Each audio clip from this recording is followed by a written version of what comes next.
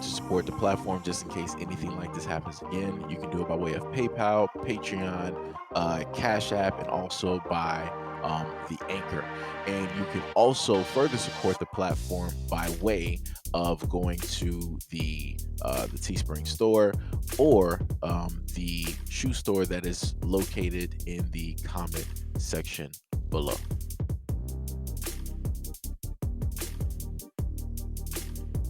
Idaho is not as racist as everyone thinks it is. So we are out in the middle of the desert. We're driving along, and I see a car that's broken down, and there's a black man. Now, there is not a whole lot of black people here in Idaho, right? Not a lot. So I'm thinking nobody else is probably going to stop to help this man. So I'm just like, you know what? We should stop. We should stop and help this man. No, we shouldn't. I'm like, what? And she's like, oh. No, I'm just like, no one else is going to stop. not my problem. And I'm like, come on, we got to help this guy out. No, we don't. See, No. Do not. so see, I just gotta say, like right now, like she said, we already had too many We black already- people yeah, in it's too the. many already in this little vicinity. It's too many. Upset with y'all because I know you're mentally ill, which is why one day I'm going to open up a hospital for mentally ill Africans. She said ninjas. Ninjas. That was ninjas for anyone that she has a speech impediment. That was I a little slow. I'm not even going to comment on no foolishness like that. Anyway, she wouldn't let me stop. She wouldn't let me help the guy. No. You know how much hotter it would be in this vehicle if we put that black man in here? This is sad. It's getting sad now. And then I just know her because I know she's gonna be like, well, what do we get robbed? What? And if we did, I'd blame it all on him because you was the one. We'd be that sitting there and I'd just be looking over like, okay, that was Yep. my bad. Yep, your fault. I don't know what I just can't deal with these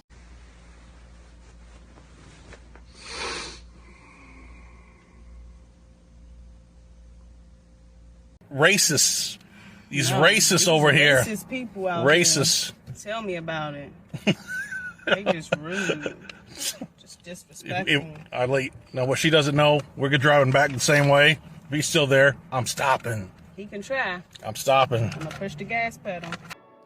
Now, there was a multitude of things I found very interesting about this video. Number one, I want to point out in a sense, the slave talk, right? Where she says something and then she looked directly into the camera. She was like, eyes slow. And then they both started laughing. And that's a part of that slave play that I was telling people about. You'll have, people in relationships that'll, joke about it, play around about it, and different things of that nature. But like I said, go do your research and look it up. That's an actual thing that couples like this, just so happen to do. And she went on, a lot of different things, stating that, what if we get robbed? Now, notice who's saying that.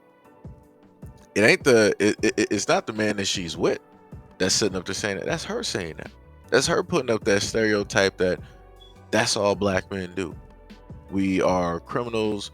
We're up to no good, mischievous, nothing positive. You could look at her face. She was dead serious. Everything that she stated, she was dead serious. She kept saying, oh, that ain't my problem. That ain't my problem. His car broke down. That ain't my problem. That ain't my problem. And then she also stated some other things. She was like, well, there's one too many black people in the vicinity. So what does that mean? Does that mean that something bad is going to happen just because there's one extra black person there?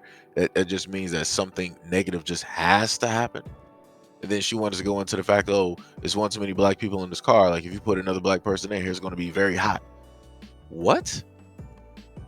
Like I said before, it's a lot of people out here that you just cannot help, that you just cannot fix.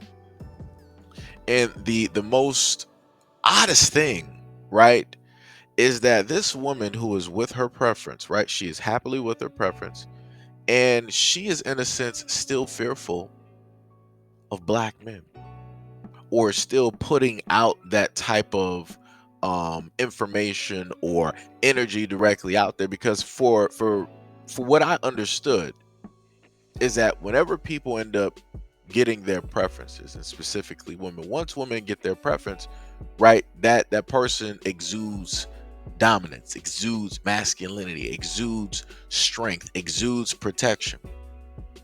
So it's a little bit odd and weird to me hearing her directly on camera for not just the social media platform that they have and able to hear this, right, and to ingest this, but for the whole world to basically see that even with her preference that she's quote unquote safe with, that's not going to do her wrong, she magically, for whatever reason, still has a fear of black men.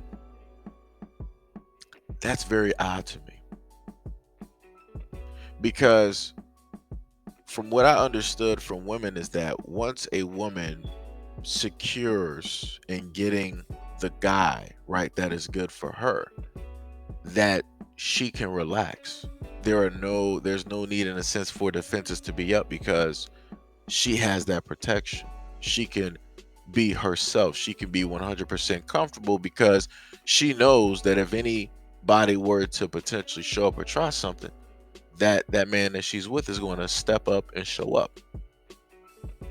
But for her to go out here on social media and to do what it is and say the things that she stated shows a very unique problem that doesn't just pertain to her, but it pertains to another mass directly out there.